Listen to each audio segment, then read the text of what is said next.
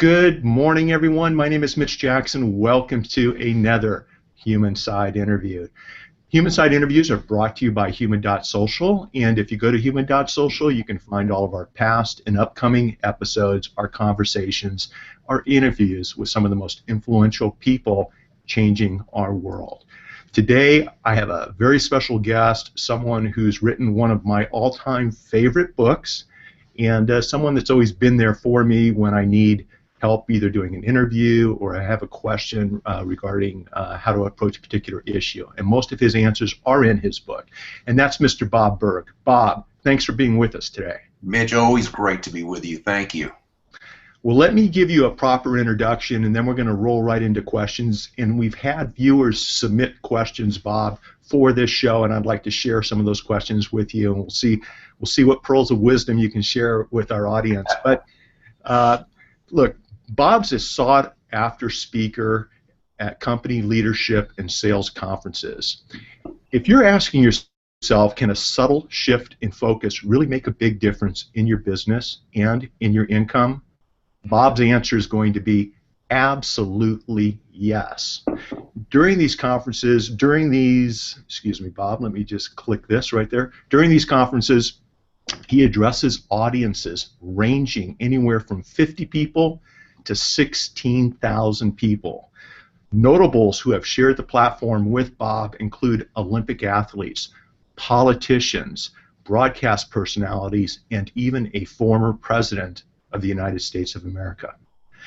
Bob's the co-author of the international bestseller, The Go-Giver, and Go-Givers Sell More, and he's also the author of Endless Referrals, which I first read, Bob, years ago. Love that book.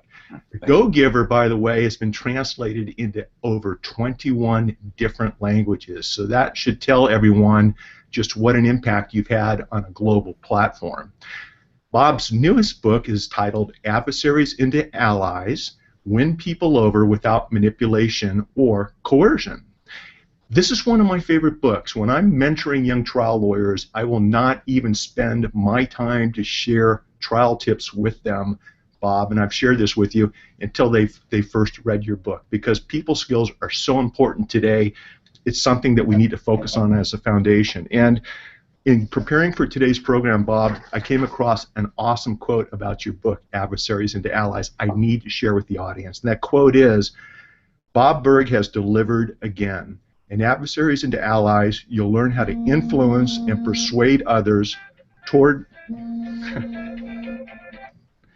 Well, and that's technology right there. That's fine. That's okay. But this is such a good quote. I've got to share this. Bob's delivered again. In Adversaries into Allies, you'll learn how to influence and persuade others toward outcomes that create genuinely good feelings and results for everyone involved. The principles of how exactly to do that consistently and predictably are powerfully presented in this tremendous book. And you're about to learn them from a master. And that quote, Bob, as you well know, was from Mr. Stephen Covey. And that's just amazing to have that type of recommendation from such a gifted writer and author. And I'd be remiss, Bob, if I didn't wrap up my introduction with you, pointing out that you're an advocate, you're a supporter, and a defender of the free enterprise system. You believe that the amount of money one makes is proportional to how many people they serve. You're also an unapologetic animal fanatic, and you serve as vice president of the board of directors of Furry Friends Adoption and Clinic in your hometown of Jupiter, Florida. I don't know if I missed anything, Bob, but thanks again. That sounded pretty good to me. Thank you. What a nice introduction, Mitch. Thank you. Well, I try, and I'm sorry about the phone interruption, but that's what it's all about. You got to learn how to jab, and swing, right? All right, so what we did, Bob, is we want to talk about Adversaries into Allies. I've got a lot of friends, a lot of lawyers that are going to be watching the live and recorded show, and we're going to talk about your 5 ultimate influence principles. But before that, let's talk and address some of the questions that were submitted for today's show. And the most popular topic that came in had to do with the following question, and that's as follows. We all want to win over friends, and we also want to close or win business deals. based upon your decades of experience, what do you think is the single biggest mistake people make when it comes to trying to win over another person? For me, that might be opposing counsel. For somebody buying a company, it might be winning over the agent who's responsible for selling the company. What's the biggest problem or mistake you've seen people make? I think the biggest mistake is actually, or was summed up perfectly in Dale Carnegie's classic, How to Win Friends and Influence People. I believe this was really the foundational premise of his entire teaching, and that is when he said, ultimately, people do things for their reasons, not for our reasons. And so the biggest mistake, Mitch, is thinking that you don't have to focus on them. And to me, the greatest influencers, the most powerful influencers, the most successful influencers, including trial lawyers, including anyone, they ask themselves, they continually question themselves. They ask themselves questions such as, how does what I'm asking this person to do or believe or decide, how does it align with their goals, with their wants, with their needs, with their desires? How does what I'm asking this other person to do, how does it align with their values? And when we ask ourselves these questions intelligently, thoughtfully, genuinely, authentically, not as a way to manipulate another human being into doing our will, but as a way to help everyone grow in the process, now we've come a lot closer to earning that commitment to our ideas. And I think that's what it comes down to. So it's shifting that focus from yourself to others. It's moving from an I focus or me focus to an other focus. So it's if I hear you correctly, it's not necessarily a matter of winning someone over. It's more of a matter of genuinely being interested in what the other person's needs, wants, or desires are, and maybe bringing value to them or presenting an argument or a business deal with that in mind to help align your common goals. I mean, yeah, well, there's 2 points to that. One is that winning them over shouldn't mean that they lose. It should be that you both win. The other thing is that the focus isn't necessarily on winning them over. That's more the result of doing the correct things, which is focusing on bringing value to them. It's a concept that I would imagine a lot of people have a big problem learning how to go about just that. And I'm sure you addressed that particular topic in your book. Is that one of the ultimate influence principles that you discuss in your book? I think it all tends to lead toward that. You know, whether it's controlling your own emotions or understanding the clash of belief systems, acknowledging their ego, setting the proper frame, communicating with tact and empathy, it's all about doing so in such a way that you're making that other person feel good about themselves, about the situation, and about you. It's a real challenge for a lot of my friends who are trial lawyers because they're meeting 12 people in the jury box they've never met before and really don't know too much about. And one of the things I really enjoyed about your book, Bob, was it is a roadmap to how to, as quickly as possible and as genuinely as possible, develop rapport and the relationship that you need for that 1, 2, 3, or 4 week trial with a new set of people to help you get the results that your client's looking for. And I mean, that's why you're on the show. It works, and it connected with me, and it's really good stuff. But you brought up something that a lot of people have issues with or problems controlling, and that's their emotions. Mm-hmm. When dealing with emotions, what I found over the years, 3 decades of practicing law, is most of the time the person sitting on the other side of my desk with a legal challenge, it stems around some type of inability to control one's emotions, whether it's closing a business deal at all cost, not emotionally dealing correctly with the relationship, what have you. Do you have any suggestions with how can we all, control our emotions or direct them in a positive fashion? Yeah, well, the reason why controlling our emotions is so difficult is because we're human beings. And we are wired that way. We're emotional creatures. I mean, we'd like to think we're logical, and to a certain extent we are, but we're pretty emotionally driven. As human beings, we make major decisions based on emotion, and we back up those decisions with logic. We rationalize, which simply means we tell ourselves rational lies. And we do that in order to justify the emotion-based decision that we wanted to make, even though we probably knew we shouldn't have.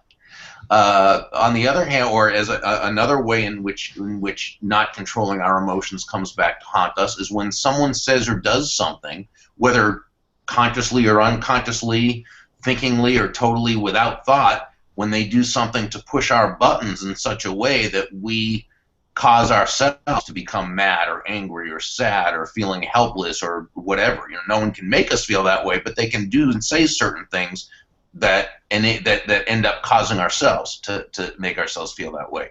So it's very important that we understand this emotional aspect of humanity, and in this case, that we understand this part of ourselves.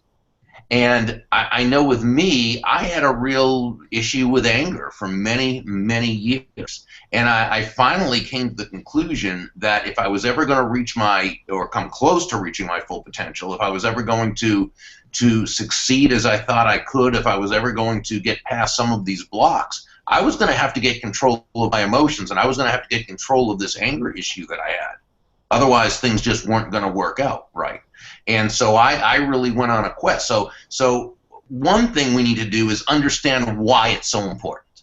Okay, if you don't know that, you're not going to do anything. The other thing is to understand that it's a problem for you. Because if it is, I mean, if it's not, great, keep doing what you're doing. But if it is a problem for you, it's understanding that it is. It's acknowledging that it is. Because unless we first understand that it's an issue, we're not going to take the steps to overcome it.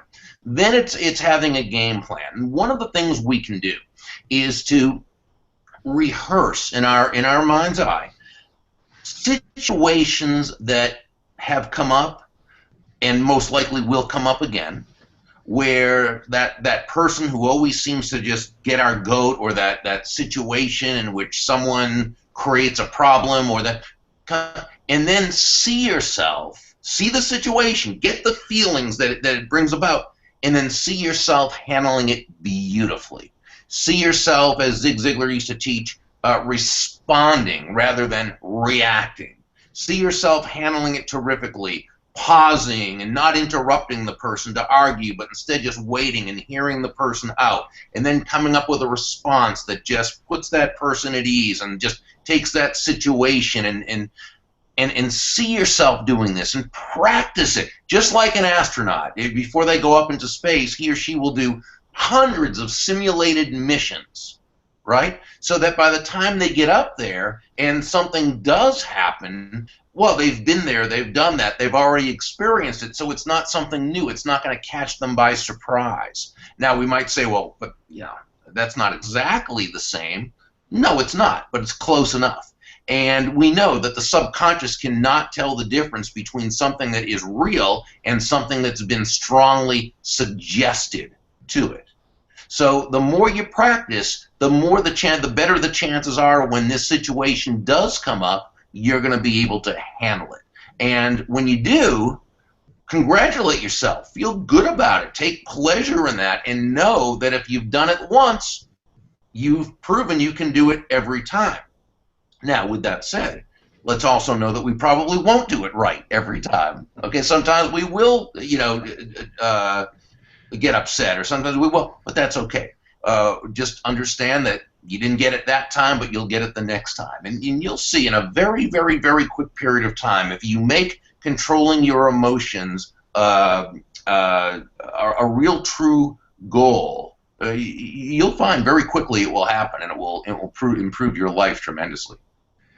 Really powerful words and great advice, Bob. I mean, I was challenged with some of the same issues early on in my career as a lawyer for a multitude of reasons. And once I was able to channel my emotions and take control of those emotions, everything else fell into place. I was telling you before we went on the air a couple of weeks ago, I had a chance to teach at two classes at Chapman University, business management, marketing, and social media classes. And one of the issues that came up was dealing with emotional issues in business and marketing. And one of the things I told the kids, the students, was an approach that I use is deflect, reflect, and select. Deflect what somebody says to you right away. Reflect about how the different ways you can respond, maybe using the process you just described, and then after reflecting, and only after reflecting, selecting your response in a way that continues, moving the business negotiations forward or what have you. So as deflect, reflect, and select, and that's worked really well for me when it's on the go and you don't have time to really give it too much thought. Right, and the key is, and I love what you said. The key is you've got to practice it before the time comes that it actually happens. And that's the key. If you all of a sudden somebody says, say, "Oh wait, okay, what did Mitch say? Let's see, deflect. Let's see, reflect. Okay, now what do I? No, that's not going to work. What you've got to do is you've got to picture these situations. You would not give an argument in court without rehearsing first. You would not think of all the answers that the witness can give and the different ways and create a flow chart so that if they say this, now you ask this. If they say this, it's the same thing. You don't wait till the night of the play to start rehearsing. You've got to do it well beforehand. And let me say one other thing about emotions, Mitch, because I don't want people to get the wrong idea. I'm not in any way saying we should deny or forego our emotions. First of all, that wouldn't be logical because we are emotional creatures, right?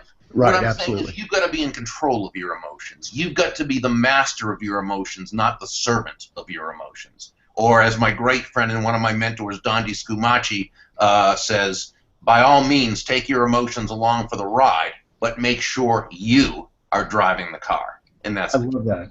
I love that. I love that line and that quote that you shared in your book, and that's just awesome. Emotions can be a powerful persuasion tool. Very. If harnessed correctly and used correctly. On the other side of the coin, they can destroy relationships, business deals. They can destroy countries. So you have to channel those emotions. So along the same lines with emotions, Bob, is a little something that we refer to as ego. I'm dealing with somebody, a businessman's dealing with another businessman or businesswoman, and he or she has a major ego that we can't figure out why, and we have no idea as to why he or she feels that way. I'm getting emotionally concerned with not being able to close a deal for my client because of this person's ego. Any suggestions with how people can, deal with the egos of others, and maybe that requires dealing with our own egos during the process? Well, we always need to do that. We always need to be aware of ourselves, absolutely.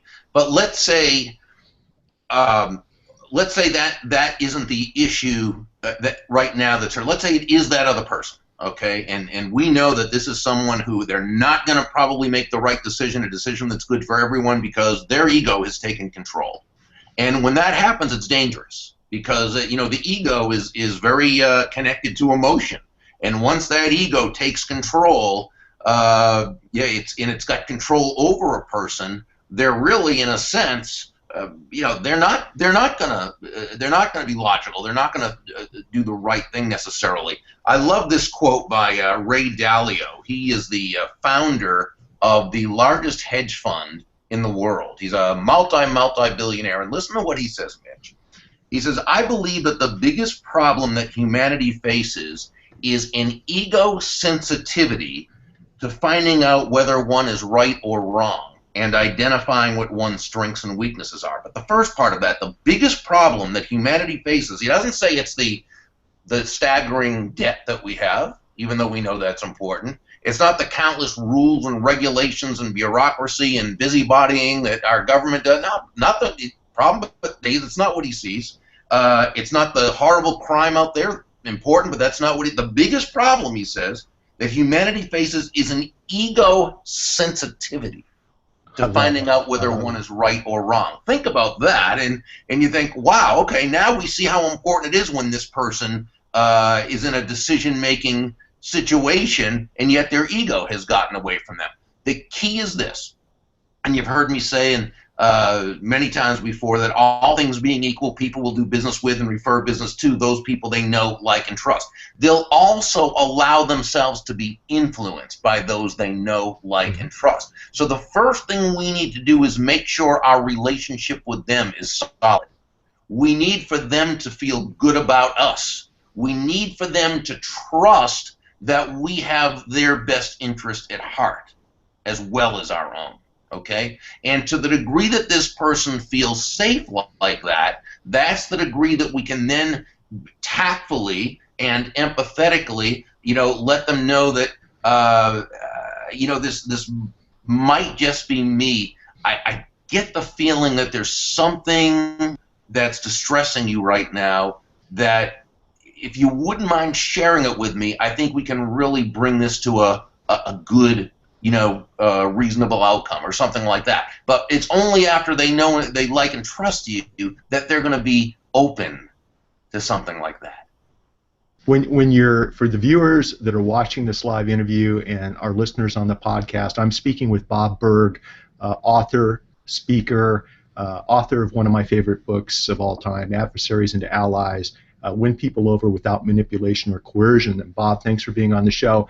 Dealing with ego, Bob, a lot of times, what you're saying is what many times we experience the first week of a trial, because we're dealing with egos throughout the courtroom and issues, and there's emotion involved, and it's usually a pretty big deal. But I always look at ego as being a marble pillar in some instances. In other words, there sometimes comes a point in time where, regardless if I use the strategies in your book to try to get the other person to appreciate his or her ego is getting in the way of closing a business deal, or how to deal with that ego. Sometimes if you look at it as a marble pillar, you can learn how to go around. I'm sorry, Bob. That's okay. I've got to... That's okay. I guess it's good when the phone's ringing and you're in business, right? Absolutely. Nothing wrong with that. But what I've learned is if you can learn how to walk around that pillar to close that deal, sometimes you don't have to go through the brick wall. Sometimes you can walk around it, and that's really worked out well for me. I don't need to beat somebody up and explain to them why their ego's wrong. Absolutely. If you can possibly not do that, that's great. There's many ways, many contexts, and different ways we can respond to situations, and there's no reason to make something even more difficult than it need be. But if you're a fixer, Bob, see, I like to fix people sometimes. So it's like, oh my God, this person would be a dynamic trial lawyer, maybe a great judge someday, except for a little three-letter word called ego. And it just frustrates me sometimes. But let's do this, because I've only got you for a little while, and I want to cover a couple of things. In your book, you list 5 ultimate influence principles, and one of them has to do with dealing with ego and questions you can ask to learn more about the other person. One part of your book, Bob, that I thought was very, very important was learning how to properly say the word no. And employees can use this, trial lawyers can use this with a judge, you can use this with your clients or customers. Can you briefly go through the 5 influence principles with our audience, maybe share a quick story on each one so that they'll know what they're getting when they pick up your great book?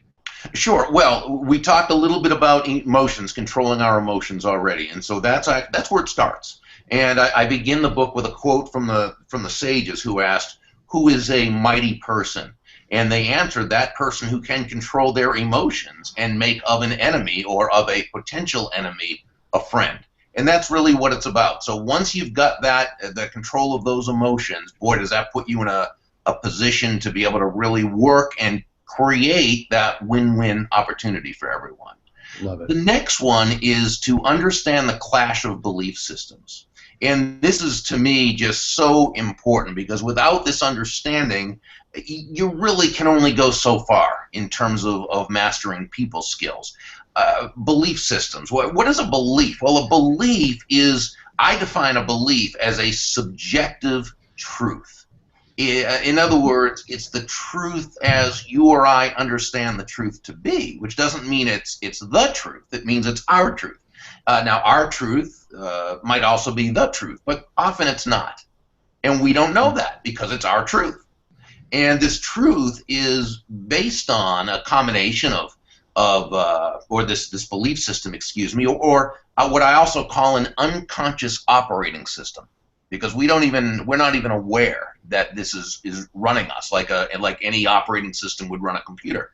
Our belief system is based on a combination of upbringing, environment, schooling, news media, television shows, movies, popular culture, cultural mores, everything we touch, taste, hear, see, smell, every experience that comes into our life. However, by and large, our belief system has pretty much been set in stone by the time we're little more than toddlers.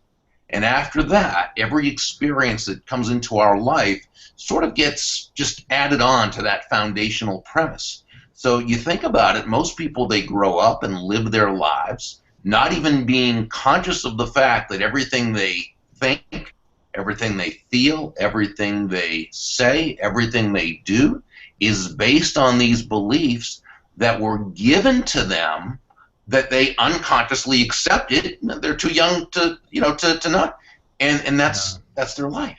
Now you take it a step further. This new every juror who you're in front of, okay, who you need to win over, they all individually come from their own belief systems, the ways they see the world. This person, this judge, comes from his or her own belief system. This person at the customer service desk you need something from, and they're not being helpful, they come from their own belief system. So we've got to understand that. It's not that we have to understand their belief system. I mean, they probably don't understand their belief system, even though they have them, okay? Most people don't, who don't study these things. It's understanding that they are most likely seeing the world from a different paradigm or model than you are. And as long as we understand that, now we can work within that environment in order to create that winning situation for everyone. And that's the belief system. Belief is also the way we interpret words, the way we interpret things. We often think we're discussing a topic when both parties define the very topic itself differently. Exactly. And none of them know, because they're both interpreting it their own way, assuming the other person is too. Bob, we have to leave politics out of this. Yeah, that's right.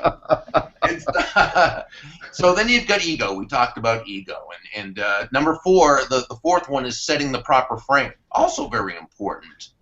When you can frame an argument a certain way, you're 80% there to winning the case. Okay? Exactly. What is a frame? Well, a frame is simply the foundation from which everything else evolves. In the book, I told the story of being at a Dunkin' Donuts, and there was a little boy, a little toddler, about 2 or 3 years old, who was kind of running around the restaurant, and his parents called him over to their table, and as he walked toward them, he took a spill on the floor. He tripped. He slipped, rather, and he didn't hurt himself, but you could also tell he was visibly shaken because he didn't expect that to happen. He intuitively knew that's not what was supposed to happen. So he immediately looked at his mom and dad for their interpretation of the event. What happened, but now what does that mean? Okay, so his parents looked at it and they handled it so well, because I think that if they got upset and started to panic, and I think he would have started to cry. But they applauded and they smiled and they said, "Oh, what a good trick! That looks like so much fun!" And so he immediately began to laugh. I love it. Yeah, what the parents did, Mitch, is they set a positive frame, a productive frame from which he could operate. And that's so important. And then we've got communicating with tact and empathy. My dad has always defined tact as the language of strength. And to me, that's really what it's all about. The tactful person is the strong one. It means they're thinking first. It means they're asking themselves if what they're about to say is going to be the best and most helpful and productive for everyone. It means you're able to correct someone or critique someone or constructively criticize someone. Not that we ever want to do any of those. We don't. But we're talking about the real world, not some fantasy world where everything works perfectly and everybody does the right thing. There's times we need to be able to teach. However, we need to be able to do so in such a way that not only is that other person not defensive and resistant to us and our ideas, but they are open to us. They're accepting of our ideas. And that's what tact and empathy allow us to do. And that's one of the challenging parts about the last bit about what you just shared. That can be one of the hardest things to do. You know what you need to do to fix something. You know what the other person needs to do, but most of us go about sharing our thoughts, our ideas, our answers, and solutions with the other person the wrong way. You shared a really good story that I enjoyed, Bob, in your book about your father talking to, I think some guys were in your house either painting or laying some carpet or something, and the approach your father used during that interaction with these gentlemen. Would you mind briefly sharing that with our audience? Yeah, I was I had that actually. That's what I call my favorite dad story. Okay, good. Well, tell us your favorite dad story. Well, I must have been 10, 11, 12 years old. I'm not really sure, but my folks were having new carpet installed, so we were downstairs while the crew chief and his crew were doing the work, and for lunch my folks bought pizza for the crew. So my dad took it upstairs to give to them and to see how the job was coming along. And the crew chief was a nice guy, but he was just kind of a rough, sort of, and I think he wanted to, male bond. He wanted to bond with my dad. My dad, we grew up on the streets, very poor, that Americana immigrant kind of upright, but just the nicest, kindest man you can imagine. Just everybody meets my dad, loves my dad, always. And so I think this guy wanted to bond, and so he said something like, "Oh, Mr. Burg, I'll tell you, this is an expensive job. These women will really spend our money for us, won't they?" Or, something like just talking disrespectfully, which I guess this guy was probably used to doing. And I knew my dad would not buy into that. It just wasn't going to happen. But my dad would also not make this person feel badly about it. He wouldn't put him down. It would be a teaching opportunity in a sense. And I remember my dad said something like, "Well, I'll tell you what, when they're the reason why you've got what you got, it's your pleasure to just do anything you can for them."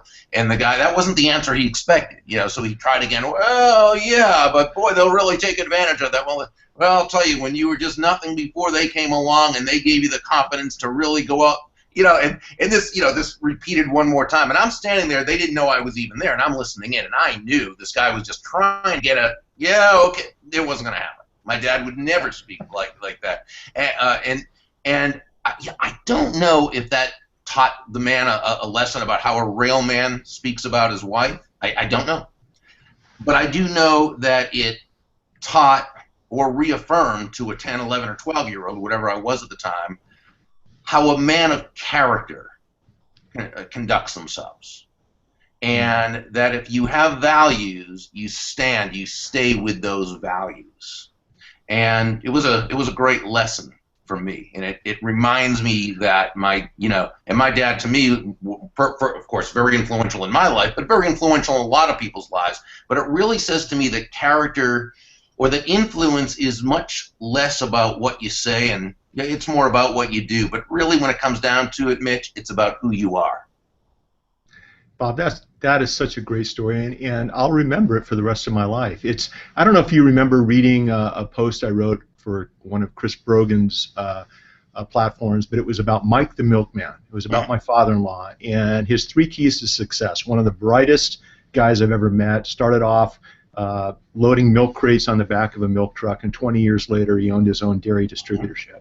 And I remember when I started dating his daughter, and he basically told me, "Don't be that guy hanging out around the water cooler," because we had water coolers back then, bad-mouthing your wife, your friends, your significant others, because you're going to get drawn into this male bonding type of scenario. And it was such good advice that I got from my father-in-law, who has always led by example. And it sounds to me, just watching your career, Bob, and the apple doesn't fall far from the tree, what a great experience for you to see your dad interact. Like you said, it's your favorite dad story. And before I let you run, share with us a little bit about what got you interested in, I'm going to say, people in business. When I look at the Go-Giver, endless referrals, adversaries, into allies and things like that, what early life experiences were there that made you follow that particular path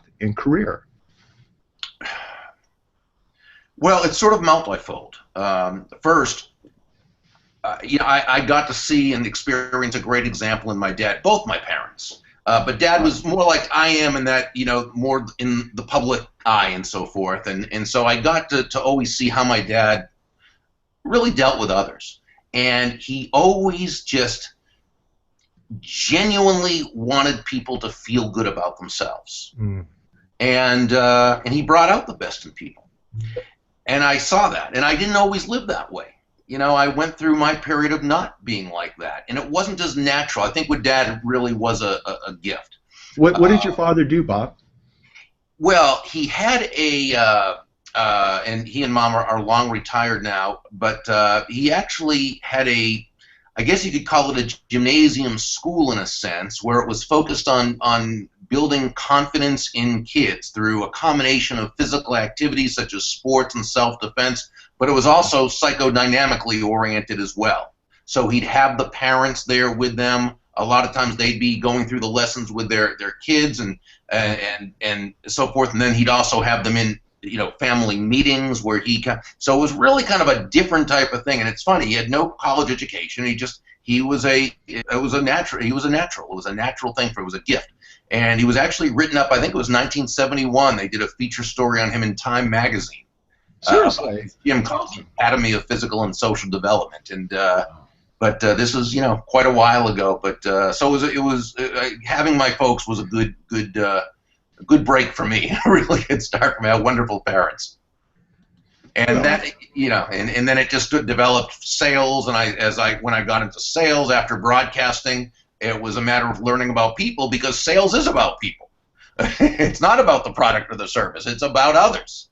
And so all together, doing that, all sort of morphed into one career, which allowed me to do something that's been very, really a lot of fun.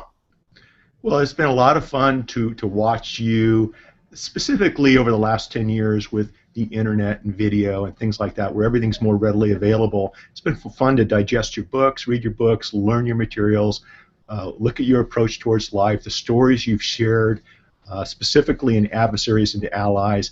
It's just been a pleasure, Bob, to get to know you and to have you on the show. And before we wrap up today, a couple of things. First of all, if anyone would like to get in touch with you, pick up your materials, follow your blog, or any of your other materials, what's the easiest way for them to go about doing so?